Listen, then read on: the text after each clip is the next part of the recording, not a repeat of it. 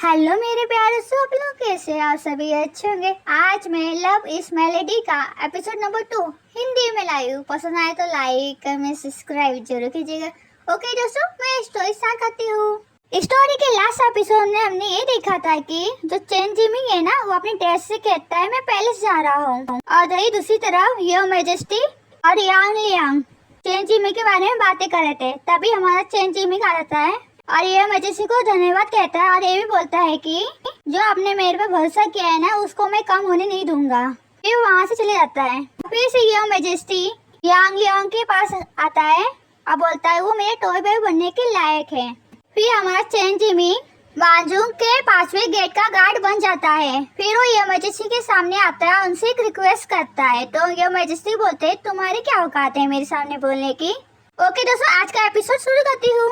Story के starting हम chain gymming और ये मैजेस्टी को देखते हैं, जहाँ पे ये मैजेस्टी ने अपने हाथों से चेन जिमिंग के मुंह को पकड़ा हुआ है। उधर चेन जिमिंग मन में सोचता है लेकिन मुझे चैनल के थ्रू में। फिर ये मैजेस्टी बोलते हैं क्या आपने एक वफादार सब्जेक्ट बनने के लिए सोचा नहीं था? मतलब कि आप मेरे लिए वफादार रहोगे, मेरे लिए कुछ भी करने को तैयार रहोगे। उधर चेन जिमिंग मन में सोचता है किसी और के पतित नफरत के रूप में बहुत दूर की बात है। फिर यह मैजेस्टी भी चेन जिमिंग की करीब आते हैं और बोलते हैं तब आप मुझे सक्सेसफुली सर्व कर सकते हैं, उस बारे में क्या ख्याल है?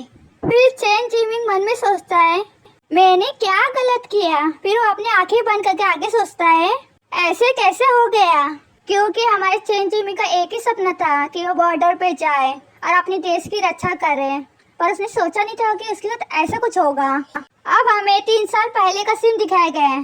4th ईयर जुआन मिंग समेर का मतलब इस जगह का नाम है दोस्तों। फिर हमें किसी की आवाज सुनाई देती है जो बोल रहा है देखो रॉयल इडक आ गया है। अब हमें चेन जिमिंग दिखाया गया और उसके पीछे एक आदमी जो भागते भागते थक गया है चेन जिमिंग के पीछे। वो बोल रहा है यंग मास्टर धीरे चलो। फिर चेन जिमिंग उस आदमी को बोलता है आप बस यहीं पर वेट करो। फिर चेन जिमिंग पलटता है और सीधा धनुष उस आदमी की तरफ फेंकता है और वो आदमी भी लोक लेता है।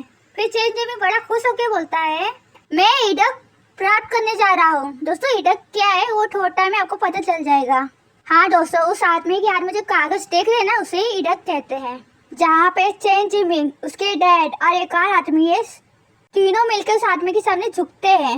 उधर वो आदमी उस इडक में क्या लिखा है वो पढ़ के सुनाने लगता है। उसमें ये लिखा है चेन जिमिंग सेकेंड गार्ड का सन ऑफिशियली चेंडू के गवर्नर हाउ जुंग को इसके द्वारा डू जुंग को प्राइवेट माजुंग के रूप में नियुक्त किया गया है। मतलब कि एक सैनिक के रूप में नियुक्त किया गया है, उसे एक रैंक मिल गया है। तुम्हें ऑफिशियल 5वें रैंक पर रखा जाएगा। अब हमें उस आदमी का चेहरा दिखाया गया है जो ये सब पढ़ रहा था। असल में दोस्तों इस आदमी का नाम है ये रॉयल इनक खान यू जोंग है। फिर इनक उसे इडक दे देता है तो चेन जिमिंग उसको लेते हुए बोलता है हिज मैजेस्टी को उनके दानशीलता के लिए धन्यवाद देता हूँ। फिर हमारा चेन जिमिंग बहुत ज्यादा खुश हो जाता है। फिर वो इडक को हाथ में लेकर इधर घुमाने लगता है और बोलता है डैड मैं हिज मैजेस्टी की रक्षा करने के लिए पैलेस जा रहा हूँ। उधर इनक बोलता है परेशान होते हुए कि प्लीज रॉयल इडक के इस तरह मत घुमाओ हवा में। अब हमें चेन जिमिंग के डैड दिखाए गए। चेन जिमिंग और चेंडू के डैड है। चेन जिमिंग के डैड सोचते मन में हालांकि मेरे बेटे में मार्शल आर्ट की नेचुरल टैलेंट है और पिछले साल की मिलिट्री एग्जाम में उसे कुछ पहचान मिली थी। मतलब कि जो मिलिट्री एग्जाम दिया था ना उसने अच्छे मार्क्स से पास किया था ना, इसकी वजह से उसकी अच्छी पहचान मिली। फिर उसके डैड कुछ पैसे निकालते हैं। फिर इनक की तरफ बढ़ते हुए मन में सोचते हैं वो अभी यंग है और उसके अंदर कुछ समझ भी नहीं है। अब पैलेस में उथल पुथल से भरा हुआ है, मतलब कि उसको इतना समझ नहीं कि कैसे करना है। पैलेस में बहुत कुछ होता है, उसके बारे में जानकारी नहीं है। आपने कड़ी मेहनत की है यूनक खान। फिर चेन जिमिंग के डैड यूनक खान को पैसे देने की कोशिश करते हैं, पर यूनक खान नहीं लेता, उल्टा अपने हाथों से दूर कर देता है और बोलता है कोई जरूरत नहीं है, मैजेस्टी अभी इडक का जवाब का वेट कर रहे हैं। चेन जिमिंग के डैड ये सब देख के हैरान हो जाते हैं और मन में सोचते हैं यूना खान लालच के लिए जाना जाता है और फिर भी आज वो उस चीज को मना कर रहा है जो उसके फिंगर के पास ही है, मतलब पैसा। फिर चैन जिमी के डैड बोलते हैं मेरा बेटा मंदबुद्धि है, वो फ्यूचर में आपके लिए परेशानी का कारण न बन जाए। इसके अलावा एक बात है जो मुझे समझ नहीं आ रहा। फिर यूना खान बोलता है प्लीज आगे बढ़ो। एक बात तो सही कहा है चैन जिमी के डैड ने, यूना खान लालच के लिए जाना जाता है और आखिरकार उसके अंदर लालच जाग गया और वो सीधा चैन जिमी के डैड से पैसा लेने लगता है। फिर चैन जिमी के डैड यूना खान के सामने झुकते हुए बोलते हैं हालांकि मेरे बेटे के अंदर कुछ अचीवमेंट है, लेकिन उसने पहले कभी ऑफिशियली के रूप में काम नहीं किया है। योर मैजेस्टी अचानक उन्हें इतना महत्वपूर्ण कार्य कैसे सौंप सकते हैं? फिर यूना खान स्माइल करते हुए बोलते हैं कुछ दिन पहले ही हिज मैजेस्टी दक्षिण के कंट्री हंटिंग के लिए गए थे। तभी मास्टर यांग लियांग ने आपके बेटे की तीरंदाजी स्किल को देखा। हिज मैजेस्टी ने तुरंत कहा कि वो किसी ऐसे व्यक्ति को नजरअंदाज नहीं कर सकते जिसे मास्टर यांग ने भी सम्मान की दृष्टि से देखा हो। मतलब कि यांग लियांग ने चैन जिमी को बड़े ध्यान से देख रहा था तीरंदाजी करते हुए, उसे पसंद आ गया। ये सब ये मैजेस्टी भी देख रहे थे, इसलिए वो इग्नोर नहीं कर पा रहे, इसलिए उन्होंने ये फैसला किया। फिर यूना खान चैन जिमी की तरफ देखते हुए बोलता है यंग मास्टर चैन आप मेरे साथ चलो। आपको अपना आभार बाद में प्रकट करने के बजाय शीघ्र ही व्यक्त करना चाहिए। मतलब कि बाद में थैंक्स कहने की जगह आपको अभी चल के थैंक्स बोल देना चाहिए, उसका वही मतलब है। फिर चैन जिमी बड़े खुश होकर बोलता है ठीक है। इसके आगे दोस्तों जिन्होंने इसके फर्स्ट एपिसोड नहीं देखे तो पहले जाके उधर ही देख लीजिए, क्योंकि इसमें मैंने डिटेल में पूरा बताया है। तो इसमें अभी मैं शॉर्ट में बताती हूँ क्या होगा इसके आगे। फिर हमारा चैन जिमी यूना खान के साथ पैलेस जाने के लिए निकल जाता है और उधर ही दूसरी तरफ योर मैजेस्टी यांग लियांग की बातें चल रही थी दूसरे से। चैन जिमी पैलेस पहुंच जाता है और उन्हें धन्यवाद कहता है, फिर उधर से वहाँ से चला जाता है।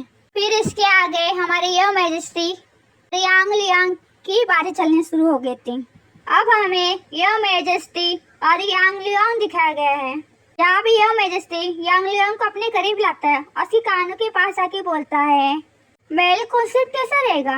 मतलब कि वो चैन जिमी को मेल वाइफ बनाने की बात कर रहा है हमारे यांग लियांग से। फिर यांग लियांग योर मैजेस्टी से थोड़ा दूर जाता है और ग्रीट करते हुए बोलता है कभी नहीं। फिर योर मैजेस्टी बोलते हैं इससे आपका क्या लेना देना है। फिर यांग लियांग बोलता है यह विषय परेशानी करने वाला है, यदि योर मैजेस्टी कभी भी उसको उपयोग मतलब इस्तेमाल करना चाहते हैं तो आपको उसे कभी भी अपमानित नहीं करना चाहिए। यदि तुम करो, उसके कहने का मतलब ये है कि कभी आप किसी को मेल वाइफ बनाते हुए हो तो ये आपके लिए मुसीबत खड़ा कर सकता है। अगर बना भी लेते हो तो आपको उसको इज्जत करनी पड़ेगी, आप उसकी बेइज्जती नहीं कर सकते कभी, क्योंकि इनके राज्य में ना कभी भी एक राजा की वाइफ सिर्फ वुमेन्स बन सकती है, मेल नहीं। अगर बन जाती है तो ये परेशानी खड़े करने का कारण बन सकता है।